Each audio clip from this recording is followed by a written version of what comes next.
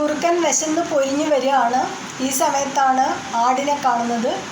ആടിനോട് ചോദിച്ചു, നീ എങ്ങനെയാണ് നിൻ്റെ സൗന്ദര്യം നിലനിർത്തുന്നത്, നിൻ്റെ ഈ ആരോഗ്യം എങ്ങനെയാണ് നീ നിലനിർത്തുന്നതെന്ന് ചോദിച്ചു.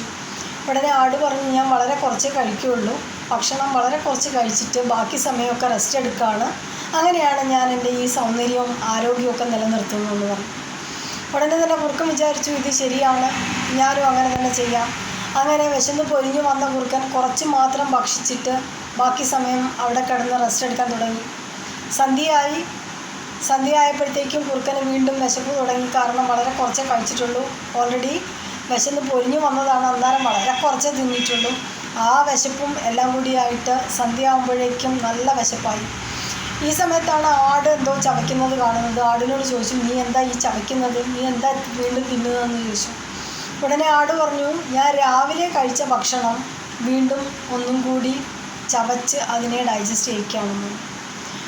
അതിനെ ആ ഒരു ശരീരത്തിന് അനുയോജ്യമായ രീതിയിലേക്ക് ആക്കി മാറ്റുകയാണെന്ന് പറഞ്ഞു. ഇത് കേട്ടുടനെ കുറുക്കൻ ചോദിച്ചു, ഇങ്ങനെ ഒരു വിദ്യയുള്ള കാര്യം നീ എനിക്ക് പറഞ്ഞു തന്നിട്ടില്ലല്ലോ, വളരെ കുറച്ചേ കഴിക്കുന്നുള്ളൂ, ബാക്കിയുള്ള സമയം റെസ്റ്റ് എടുക്കുകയാണെന്നല്ലേ നീ എന്നോട് പറയുന്നത്. ഇങ്ങനെയാണ് നമ്മളുടെ കാര്യവും. ആരെങ്കിലും എന്തെങ്കിലും ചെയ്യുന്നു എന്ന് പറയുമ്പോൾ നമ്മളും അതേപോലെ അനുകരിക്കും. അത് ഭക്ഷണമായിക്കോട്ടെ, ശരീര സൗന്ദര്യമായിക്കോട്ടെ, അതൊക്കെ ഓരോ ആൾ ചെയ്യുന്നതും അനുകരിക്കുന്ന സമയത്ത് അത് നമ്മളുടെ ശരീരത്തിന് പറ്റിയതാണോ അല്ലെങ്കിൽ നമുക്ക് ചേർന്നതാണോ എന്ന് ആദ്യം ഒന്ന് പരിശോധിക്കുന്നത് നല്ലതായിരിക്കും. കാരണം ആ ഒരു ബോഡിയിൽ വ്യത്യാസം ഉണ്ടാകാം, അതേപോലെ തന്നെ ആശയങ്ങളിൽ വ്യത്യാസം ഉണ്ടാകാം.